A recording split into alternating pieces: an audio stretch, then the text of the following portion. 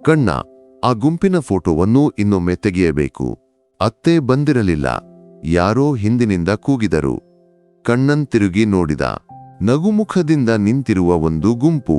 ಕ್ಯಾಮರಾದ ವೀಕ್ಷಕದ ಮೂಲಕ ನೋಡಿದಾಗ ಆ ನಗುಗಳಿಗೆ ವಿವಿಧ ಭಾವಗಳಿವೆ ಎಂದು ಅವನಿಗೆ ತೋರಿತು. ಕೆಲವು ಭಾವಗಳು ಪ್ರಾಮಾಣಿಕವಾಗಿದ್ದವು, ಕೆಲವು ಕೇವಲ ಕರ್ತವ್ಯಕ್ಕಾಗಿ. ಹೊಸ ಕಾಸಾದಿಯಂತೆ ಹೊಳೆಯುವ ಆಡಂಬರದ ಮಧ್ಯೆ ಆತ್ಮವಿಲ್ಲದ ನಗುಗಳನ್ನು ಕಣ್ಣನ್ನ ಕ್ಯಾಮರಾ ಸೆರೆಹಿಡಿಯುತ್ತಿತ್ತು. ಶ್ರೀಮಂಗಲ ತೋಟದ ಮನೆಯು ಒಂದು ಉತ್ಸವದಂಗಡಿಯಾಗಿತ್ತು. ಕಾರಣವರ್ ಗೋವಿಂದನ್ ನಾಯರ್ರ ಮೊಮ್ಮಗ ರಾಮನ ಮದುವೆಯಾಗಿತ್ತು. ನಾದಸ್ವರದ ಸ್ವರ, ಮಲ್ಲಿಗೆ ಹೂವಿನ ಮತ್ತು ಚಂದನದ ಕಡ್ಡಿಯ ಗಂಧ, ರೇಷ್ಮೆ ಸೀರೆಯ ಬಣ್ಣಗಳು, ಚಿನ್ನದ ಆಭರಣಗಳ ಹೊಳಪು ಎಲ್ಲವೂ ಸೇರಿ ಒಂದು ಭವ್ಯವಾದ ದೃಶ್ಯ. ಕಣ್ಣನ್ ಕೇವಲ ಛಾಯಾಗ್ರಾಹಕನಾಗಿರಲಿಲ್ಲ. ಅವನು ದೃಶ್ಯಗಳನ್ನು ಸಂಗ್ರಹಿಸುವವನಾಗಿದ್ದ. ಪ್ರತಿ ಕ್ಲಿಕ್ನಲ್ಲಿ ಒಂದು ಕ್ಷಣ, ಒಂದು ಭಾವ, ಒಂದು ಕಥೆಯನ್ನು ಅವನು ಕ್ಯಾಮರಾದಲ್ಲಿ ಬಂಧಿಸುತ್ತಿದ್ದ. ಜನರ ಕಣ್ಣುಗಳಲ್ಲಿನ ಹೊಳಪು, ಬೆರಳುಗಳ ಲಘುವಾದ ನಡುಕ, ತುಟಿಗಳಲ್ಲಿ ಮರೆಮಾಡಿದ ನಿರಾಶೆ ಯಾವುದೂ ಅವನ ಗಮನದಿಂದ ತಪ್ಪಿಸಿಕೊಂಡಿರಲಿಲ್ಲ. ಆ ಸಮಯದಲ್ಲಿ ಅವನು ಆ ದೃಶ್ಯವನ್ನು ಕಂಡ. ವಧುರಾಮ ಕನ್ನಡಿಯ ಮುಂದೆ ಕೊನೆಯ ಒಡವೆಯ ಸಿದ್ಧತೆಯಲ್ಲಿದ್ದ. ಅವಳ ಕೊರಳಿನಲ್ಲಿ ತಲೆಮಾರುಗಳ ಸ್ಪರ್ಶವನ್ನು ಪಡೆದ ನಾಗಪದ ತಾಳಿ ಹೊಳೆಯುತ್ತಿತ್ತು. ಅಜ್ಜಿಯು ಪ್ರೀತಿಯಿಂದ ಅದನ್ನು ಧರಿಸಿದಾಗ ರಾಮನ ಕಣ್ಣುಗಳು ಒದ್ದೆಯಾದವು. ಆ ಕ್ಷಣದ ಭಾವನೆಯನ್ನು ಕಣ್ಣನ್ ತನ್ನ ಲೆನ್ಸ್ನಲ್ಲಿ ಸೆರೆಹಿಡಿದ. ಅದೇ ಕೋಣೆಯ ಒಂದು ಮೂಲೆಯಲ್ಲಿ ಲತಾ ಇದ್ದಳು, ರಾಮನ ದೂರದ ಸಂಬಂಧಿಕೆ. ಗಂಡನ ಸಾವಿನ ನಂತರ ಒಂದು ಮಗುವಿನೊಂದಿಗೆ ಒಂಟಿಯಾಗಿ ಬದುಕುತ್ತಿದ್ದ ಒಬ್ಬ ಬಡ ಸ್ತ್ರೀ. ಅವಳ ಕಣ್ಣುಗಳಲ್ಲಿ ರಾಮನ ಮೇಲಿನ ಪ್ರೀತಿಯಿಂದ ತುಂಬಿತ್ತು. ಆ ನಾಗಪದ ತಾಳಿಯತ್ತ ಅವಳು ಆರಾಧನೆಯಿಂದ ನೋಡುತ್ತಿದ್ದದ್ದನ್ನು ಕಣ್ಣನ್ ಗಮನಿಸಿದ. ಆ ನೋಟದಲ್ಲಿ ಆಸೆಯಿರಲಿಲ್ಲ, ಬದಲಿಗೆ ಕಾಲವು ಅಳಿಸದ ಒಂದು ಒಳ್ಳೆಯ ನೆನಪಿನ ಹೊಳಪಾಗಿತ್ತು. ಕಣ್ಣನ್ ಯಾರಿಗೂ ತಿಳಿಯದಂತೆ ಅವಳ ಒಂದು ಚಿತ್ರವನ್ನು ತೆಗೆದ. ಔತಣಕೂಟದ ಗದ್ದಲಕ್ಕೆ ಜನರು ತೆರಳಿದಾಗ ದುಬೈನಿಂದ ಬಂದ ಚಿಕ್ಕಪ್ಪ ಶಿವನ್ ರಾಜನಂತೆ ಎದ್ದು ನಿಂತ. ದುಬಾರಿ ಕಾಣಿಕೆಯ ಗಂಟು, ಚಾಚಿದ ಕರೆನ್ಸಿಯ ಗೊಂಚಲು. ಅವನು ತನ್ನ ಸಂಪತ್ತನ್ನು ಜೋರಾಗಿ ಘೋಷಿಸುತ್ತಿದ್ದ. ಆದರೆ ಅವನ ನಗುವಿನ ಹಿಂದೆ ಎಲ್ಲೋ ಒಂದು ಒತ್ತಡವಿದೆ ಎಂದು ಕಣ್ಣನ್ಗೆ ತೋರಿತು. ಬಹುಶಃ ತನ್ನ ಕಲ್ಪನೆಯಿರಬಹುದು. ಎಲ್ಲವೂ ಸುಂದರವಾಗಿ ಕೊನೆಗೊಂಡಿತು ಎಂದು ತೋರಿತು. ವಧುವಿನ ಹೊರಡುವ ಸಮಯ ಸಮೀಪಿಸಿತು. ಆಗಲೇ ಆ ಕೂಗು ಕೇಳಿಬಂತು. ನಾಗಪದ ತಾಳಿ ಕಾಣೆಯಾಗಿದೆ. ರಾಮನ ತಾಯಿಯ ಧ್ವನಿಯು ಗುಂಪನ್ನು ಮೌನಗೊಳಿಸಿತು. ಒಂದು ಕ್ಷಣದಲ್ಲಿ ಉತ್ಸವದಂಗಡಿಯು ಯುದ್ಧಭೂಮಿಯಂತಾಯಿತು. ಮೊದಲಿಗೆ ಯಾರೂ ನಂಬಲಿಲ್ಲ. ಎಲ್ಲಾದರೂ ಇರಬಹುದು, ಚೆನ್ನಾಗಿ ನೋಡಿ, ಗೋವಿಂದನ್ ನಾಯರ್ ಹೇಳಿದರು. ಆದರೆ ಕೋಣೆಯನ್ನು ತಡಕಾಡಿದರೂ ಆ ಆಭರಣ ಕಾಣಲಿಲ್ಲ. ಆಗ ಗುಸುಗುಸು ಮಾತುಗಳು ಶುರುವಾದವು. ಎಲ್ಲರೂ ಒಬ್ಬರನ್ನೊಬ್ಬರು ಸಂಶಯದಿಂದ ನೋಡಿದರು. ಕಳ್ಳನ ಲಕ್ಷಣ ಯಾರ ಮುಖದಲ್ಲಿದೆ? ಆಗ ಒಬ್ಬರು ಆ ವಿಷದ ಬೀಜವನ್ನು ಬಿತ್ತಿದರು. ಲತಾ ಆ ಕೋಣೆಯ ಬಳಿ ಓಡಾಡುತ್ತಿದ್ದದ್ದನ್ನು ನಾನು ಕಂಡೆ. ಅವಳಿಗೆ ಹಣದ ಅಗತ್ಯವಿದೆ ಎಂದು ಎಲ್ಲರಿಗೂ ಗೊತ್ತಿರುವ ಸಂಗತಿಯಲ್ಲವೇ? ಒಂದು ಕ್ಷಣ ಎಲ್ಲವೂ ಶಾಂತವಾಯಿತು. ನಂತರ ಎಲ್ಲರ ಕಣ್ಣುಗಳು ಲತಾಳ ಕಡೆಗೆ ತಿರುಗಿದವು.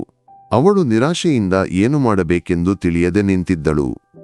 ನಾನಲ್ಲ, ನಾನು ಏನನ್ನೂ ತೆಗೆದಿಲ್ಲ. ಅವಳ ಧ್ವನಿ ಕ್ಷೀಣವಾಯಿತು. ಆದರೆ ಯಾರೂ ಅದನ್ನು ಕೇಳಲಿಲ್ಲ. ಬಡತನವು ಒಂದು ಅಪರಾಧದಂತೆ ಅವಳನ್ನು ಆವರಿಸಿತು. ಶಿವನ್ ಚಿಕ್ಕಪ್ಪ ಮುಂದೆ ಬಂದ. ಲತಾ ಸತ್ಯವನ್ನು ಹೇಳಿದರೆ ಇದನ್ನು ಇಲ್ಲೇ ಮುಗಿಸಬಹುದು. ಇಲ್ಲವಾದರೆ ಪೊಲೀಸರನ್ನು ಕರೆಯಬೇಕಾಗುತ್ತದೆ. ಕುಟುಂಬದ ಮಾನವನ್ನು ಕೆಡಿಸಬೇಡ. ಅವನ ಧ್ವನಿಯಲ್ಲಿ ಕರುಣೆಯಿರಲಿಲ್ಲ, ಅಧಿಕಾರದ ಧ್ವನಿಯಿತ್ತು.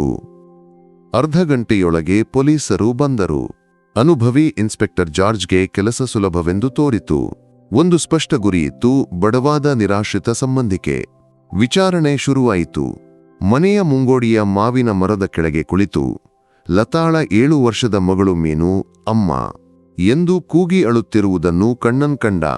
ಆ ದೃಶ್ಯವು ಅವನ ಹೃದಯದಲ್ಲಿ ಕಿಡಿಯೊಂದನ್ನು ತುಂಬಿತು.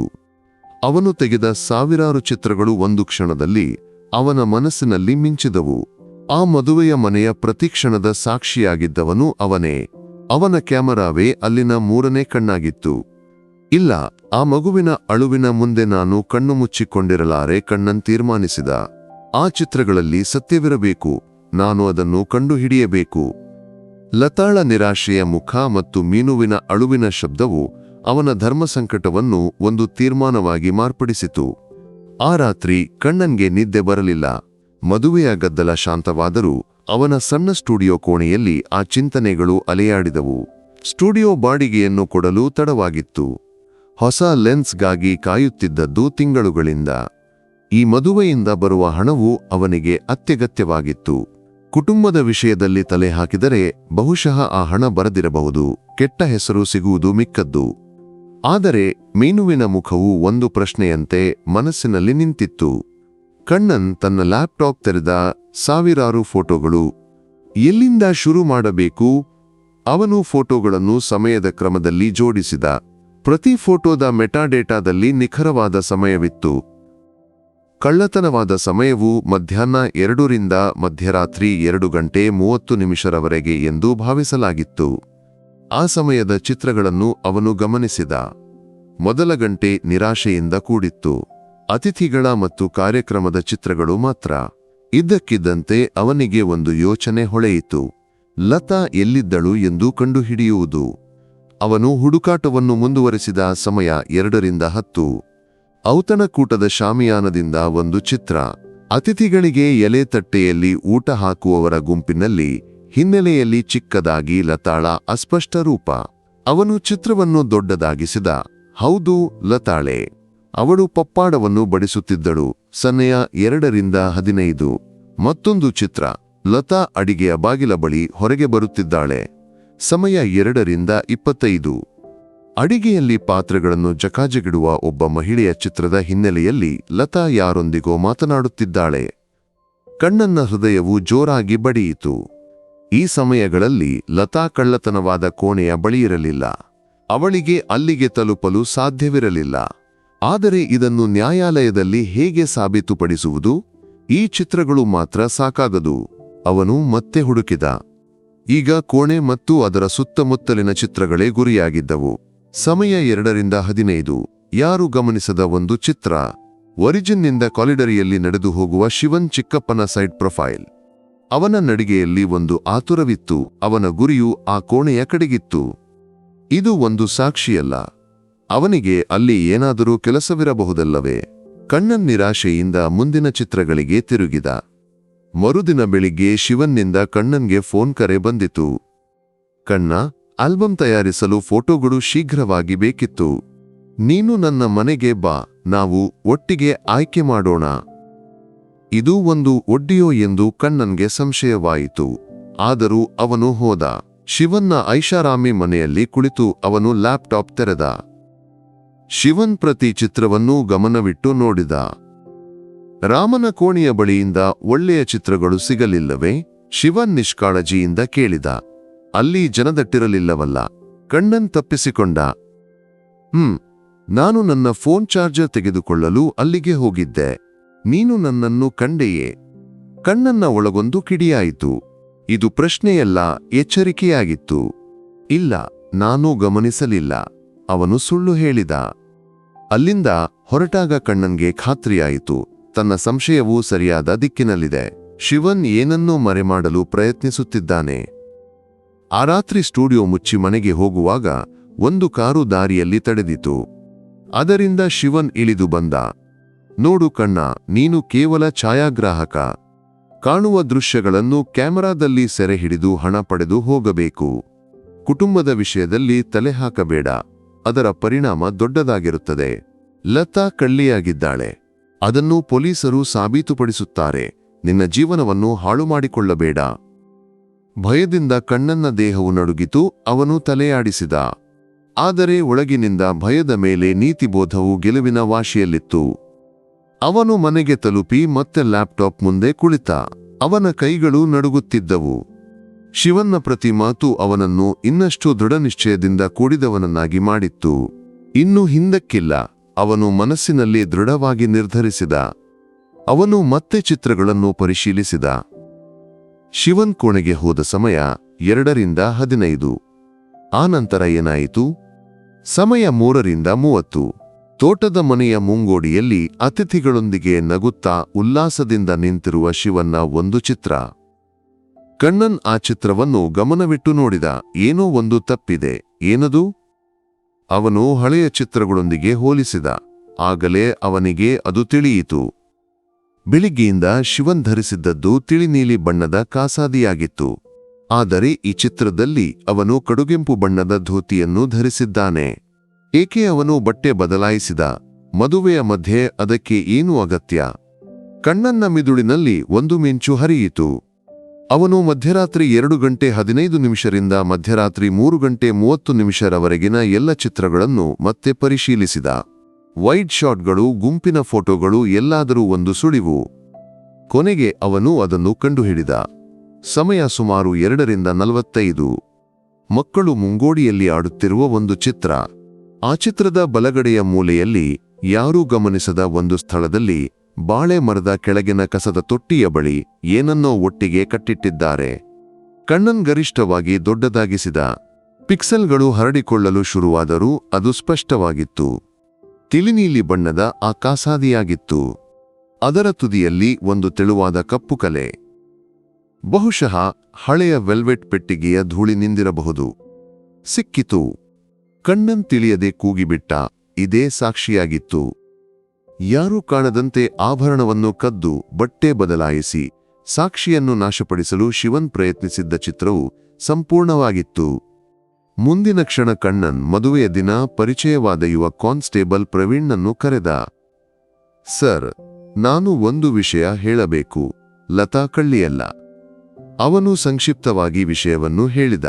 ಪ್ರವೀಣ್ಗೆ ಮೊದಲಿಗೆ ನಂಬಿಕೆ ಬರಲಿಲ್ಲ. ಆದರೆ ಕಣ್ಣನ್ನ ಧ್ವನಿಯ ದೃಢತೆಯು ಅವನನ್ನು ಯೋಚನೆಗೆ ಹಾಕಿತು. ನಾಳೆ ಬೆಳಿಗ್ಗೆ ಇನ್ಸ್ಪೆಕ್ಟರ್ ಲತಾಳನ್ನು ಬಂಧಿಸುವ ಸಾಧ್ಯತೆಯಿದೆ.